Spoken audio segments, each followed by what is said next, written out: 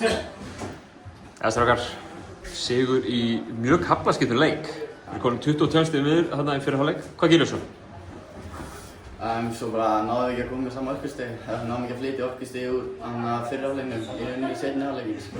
Þeir bara komum við sterkar inn sko í seinni hálfleik og voru bara ákveðnari í öllu sko. Eru nú allir í húsinu í eistneska þjálfarnum hérna þruma yfir sínum mönnum. Þeir mættu líka bara sterkar inn í seinni hálfleikinn. Er það ekki svona nokkur rétt með þið? En þið einhvern veginn, þeir komast í takt við þetta og þetta fer þarna einhvern veginn, hvernig leið ykkur svona farandi inn í fjórða leiklutanum?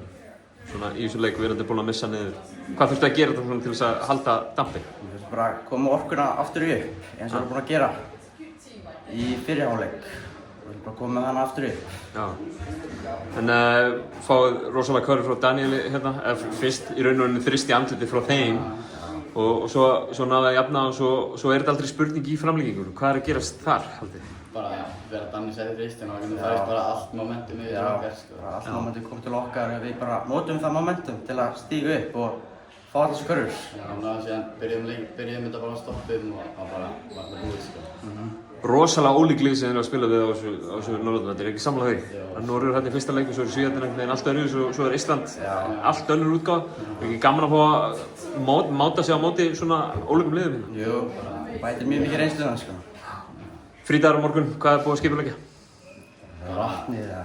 Bara slaka af sko. Alltaf verið í vatninu allan daginn bara? Nei, ég slaka á líka. Hvíla lúgum beinum alltaf. Já.